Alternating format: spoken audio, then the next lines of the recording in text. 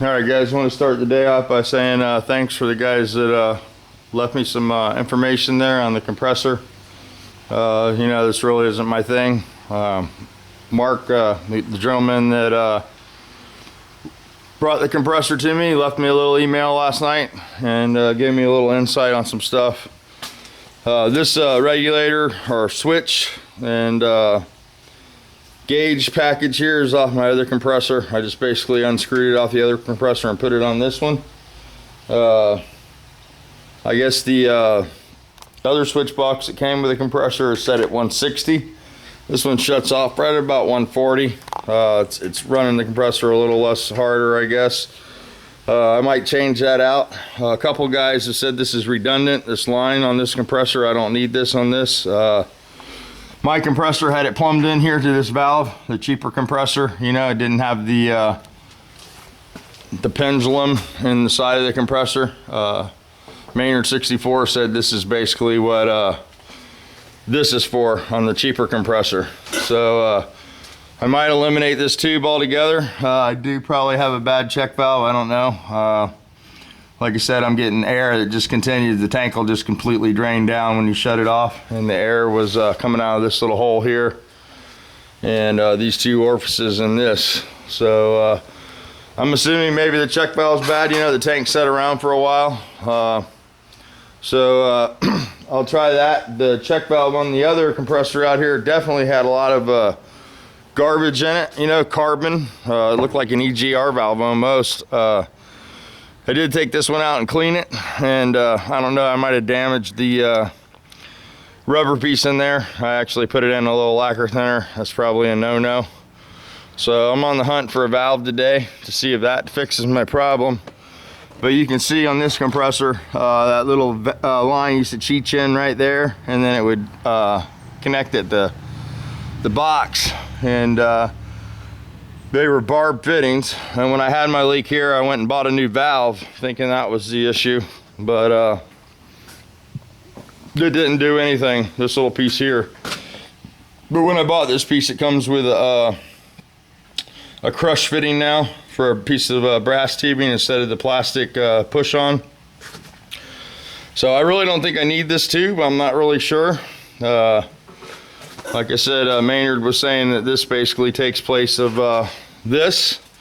So I don't know if I can just plug that off in there, plug that, put the plug back in there. That had a plug in it. You know, I don't even think the original Snap-on compressor incorporated the this type of deal either. It had the same type of deal into the side of the motor. I have that motor out here, and it's got a check valve on the top of the cylinder head, a pop-off valve.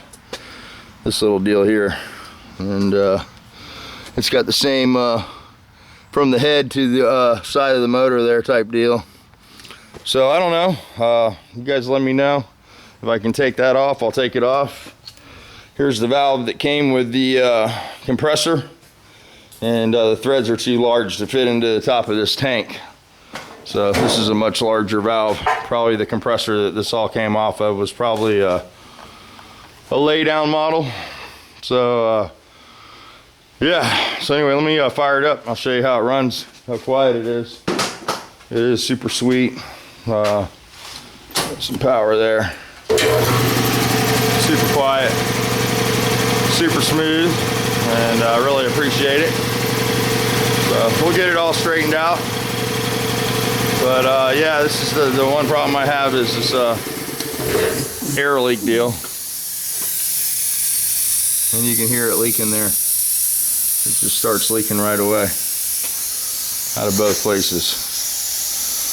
So I'm assuming that valve's bad. I think Musty was asking me to take this off and see if air's coming out of here. So I guess I'll do that next. Put a little air in there and try to unscrew this and see if the valve's bleeding off. But I looked a couple of those valves up. They don't seem to be too expensive. Hopefully I can just find one for this Snap-on compressor here. So I guess that's what I'm going to be looking for. I'll get that model number there and try to grab one for that. So not a whole lot of chaos when you don't have air. Some of you guys knows how that is. You know, you get used to having air and then you don't have air. So I got a couple different switch boxes though that came with the, this one came off the Snap-on compressor. I think I might just try to use that switch box there, but then I won't have a gauge. So I'll probably just try to leave that, eliminate that line, and get a check valve. Hopefully I'll get that done today, because I got to get some air. I'm going crazy with no air. So don't have a lot to do. I do have to get this motorcycle done, which I haven't been able to do anything on, and my chassis out there.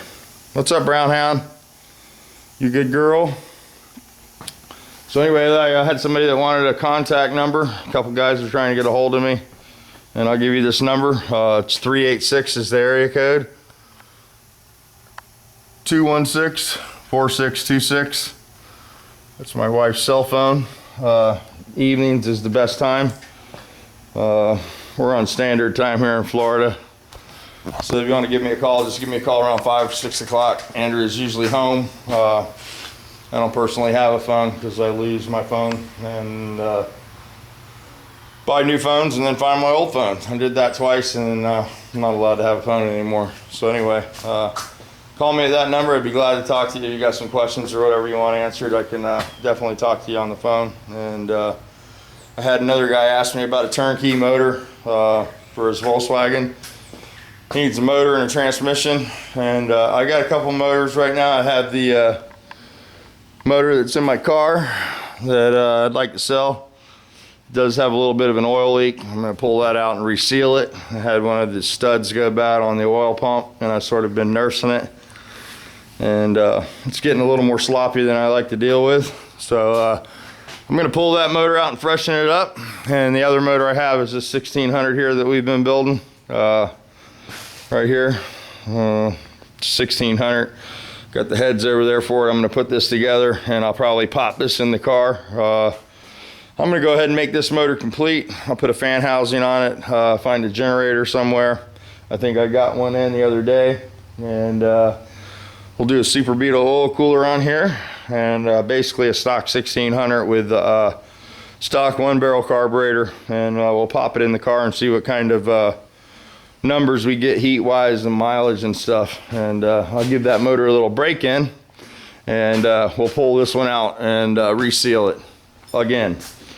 So yeah, I think what happened on this one was I built this motor when Andy was here, my buddy Canadian Catalyst from up there in Canada, and we built it pretty much in a day, and popped it in the car and went and drove around. I didn't let the silicone cure, you know, just jumped in it and drove it, built the motor, and went for a ride basically.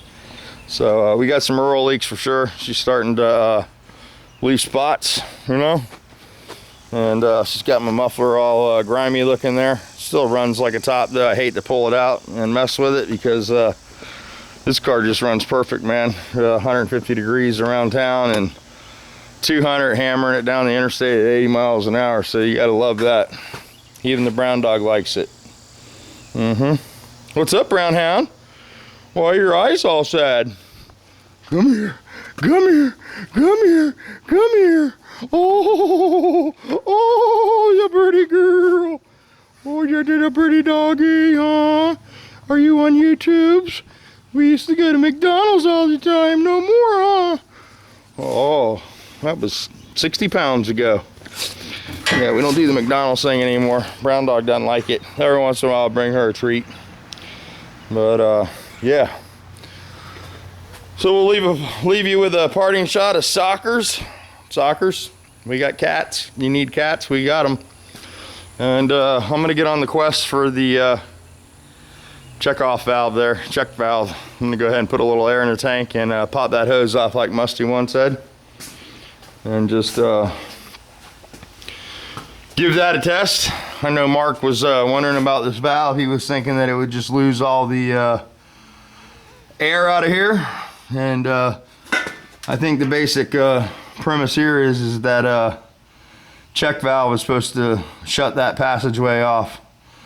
I don't know exactly what this does because the pressure switch seems to shut off from an internal setup. Not really sure exactly what that does. I guess just releases a little bit of the head pressure when the compressor shuts off if you don't have this set up. So I think musty one was meaning this line here, so I'll put a little air in there, not too much so I don't hurt myself. Take that loose and see if this valve continues to leak air out of the tank this way after it's shut off. So let me shut this off, it's getting sort of long. You guys have a great day, make the best out of it. I'm gonna try to. Definitely a John Kerry day here today, not a cloud in the sky. So yeah, you guys need any square back parts, let me know. I think I did that video for Greg, showed him the mirror, showed him the lights, and stuff like that. But so we'll talk to you guys in a little bit, try to get this straightened out.